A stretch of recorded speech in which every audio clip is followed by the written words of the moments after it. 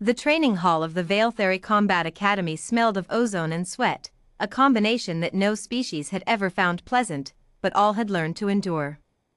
It was a wide, hexagonal chamber carved from pale gray stone, its walls embedded with force-dampening panels that turned killing blows into stinging reminders.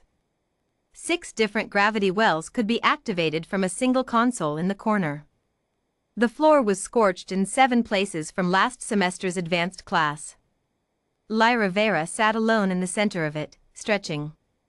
She was not impressive to look at. That was the first thing Instructor Kale Veyron had noted when he pulled her file 3 weeks ago. Medium height. Lean in the way that suggested she had never had enough to eat rather than the kind of lean that came from disciplined training. Her skin was a warm brown, her hair pulled back in a simple knot, her eyes the unremarkable dark color that a significant portion of her species shared. She had no bioluminescent patches, no natural armor plating, no reinforced skeletal structure. Her homeworld had an oxygen-nitrogen atmosphere with a gravity of 1.0 standard, temperatures ranging from hostile cold to hostile heat, and an ecosystem that was, by Veiltheri classification standards, rated Class 7 Deathworld. Every planet with a sapient population got reviewed. Earth had received its Class 7 rating 17 years ago, after the review board watched 3 hours of archival footage and collectively decided they needed a strong drink. Kale had taught at the academy for 11 years. He had trained Dreth warriors whose bodies were naturally sheathed in chitin.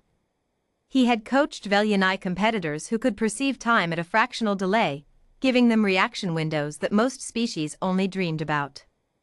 He had sparred with a Garathi exchange student who weighed 400 kilograms and could reshape her limbs on command. He had never, in 11 years, taken a human student seriously. That was about to change. The demonstration had been scheduled for 3rd period. Word had gotten around, the way word always got around in a place full of competitive young beings with nothing better to do than gossip, that the human girl had requested a full contact evaluation session. No dampeners. No gravity modification. Standard lighting. By the time Kale arrived, there were 40 students pressed against the observation rail. Lyra was already on the floor. She had not changed into the standard training uniform. She wore simple dark pants and a fitted long-sleeve shirt, the kind of garment that revealed nothing and caught on nothing. She was doing what appeared to be a breathing exercise, eyes closed, one hand resting lightly on her knee. Kale set his data slate on the console and studied her for a moment. He had read her file 3 times. He had also, quietly and without telling anyone, read everything he could find about Earth's combat traditions. It was extensive. Humans had apparently spent a notable portion of their evolutionary history finding new ways to hurt each other, and had subsequently spent the rest of it refining those methods into art forms with names and rule sets and championships and philosophical frameworks. He had also watched 30 minutes of footage labeled Animal Encounters and had subsequently closed that file and never opened it again. "Vera," he called. "Whenever you're ready." She opened her eyes and stood up. His first move was a probe, a standard Veiltheri sweep kick that he had used 10,000 times, calibrated to test an opponent's footwork and balance response. Against most students, it caught them somewhere between ankle and knee. Against trained students, it got blocked, and he could read the block to understand their style. Lyra did something he had not seen before. She didn't block it and she didn't dodge it. She stepped into it, closing the distance he hadn't offered, caught his leg by the ankle and the calf simultaneously, applied a short sharp rotational force, and put him on the ground before the kick had even completed its arc. He was up in under a second. The observation rail had gone quiet. Interesting, he thought. Not alarmed. Just noting. He came at her again, this time with a combination, a faint high, real strike mid, follow through low, the kind of sequence that required reading 2 layers of intention simultaneously. Most beings could track one. Students who had been training for years could track 2. Lyra tracked all 3. She flowed around the feint like she had already known it was coming, deflected the real strike with her forearm in a way that directed his momentum rather than opposing it, and then, rather than taking the follow-through opening she'd created, which was the obvious play, she stepped past him entirely, redirected his weight using his own forward lean, and deposited him on the floor a second time. Harder this time. He felt it in his shoulder. He stood again. The observation rail began to murmur. The third exchange lasted 4 seconds. Kale had decided to stop testing and simply move, pulling from his full arsenal, the combinations that had taken him a decade to build, the sequences that accounted for range and angle and weight distribution and timing. He was not holding back.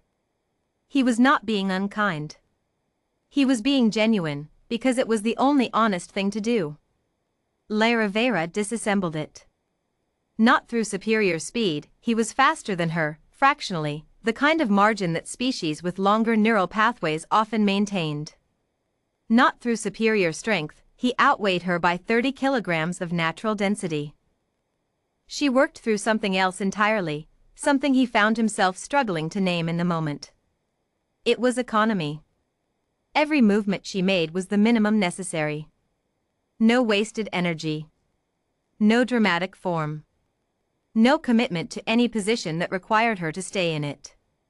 She moved through the engagement like water moving through rock, not by overpowering the obstacle, but by finding the space the obstacle didn't know it was leaving. He threw 3 strikes. She wasn't there for any of them. He closed the range. She changed the angle. He changed the angle. She used his change to collapse the gap between his defenses, slipped inside his guard in a half-step he hadn't predicted, applied one short efficient strike to the nerve cluster below his left shoulder, and while his arm was processing that interruption, placed him on the floor for the 3rd time with a throw he recognized from his archival research, an earth technique called ogashi, hip throw, 2,000 years old, still functional. He lay on the floor for a moment. From the observation rail, someone started clapping. Others followed. Kale sat up slowly and looked at Lyra Vera, who was standing 2 meters away, breathing at a controlled rate, looking slightly bored. "Where did you learn that?" he asked. "My grandmother taught me the throw," she said. "The nerve strike I picked up from a medic who moonlighted as a wrestler. The rest I've been doing since I was 8. Since 8. He repeated it, not as a question. "Earth's a difficult place," she said simply. "You learn to finish things fast or you learn to enjoy pain. Most of us pick the first one." Kale stood up, rolled his shoulder experimentally, and decided the joint would cooperate if he asked it politely. He picked up his data slate and made a note that said, "Reevaluate entry placement. Reevaluate several assumptions." He looked at the observation rail, where 40 students of 6 different species were watching with expressions ranging from shock to delight to what he recognized as the particular face beings made when they were revising a long-held opinion about something. "For those of you who have been waiting for Vera to look impressive," he said loudly, "I invite you to reconsider what impressive looks like." He turned back to the human girl. "Again," he said. Lyra nodded once, a small, practical motion. "Yes, instructor." Later, after the session ended and the students had filtered out in small groups talking to each other in the rapid overlapping way that meant something significant had happened, Kale sat alone in the observation box reviewing his notes. He had added considerable material to them. Humans had no natural advantages. He had reviewed the biology. No enhanced senses. No structural reinforcement. No venom, no regeneration, no additional limbs. Their nervous systems were quick but not exceptional. Their pain tolerance was high by soft species standards but nothing the Dreth would find noteworthy. What they had, what Lyra Vera had demonstrated with her grandmother's throw and her borrowed nerve strike and her 8 years of learning fast, was something that didn't appear on any biological chart. They had grown up in a world that did not care if they survived. And they had survived anyway. And then, apparently, they had started teaching the skills to their children. Kale closed his data slate and sat for a long time in the quiet of the scorched hall.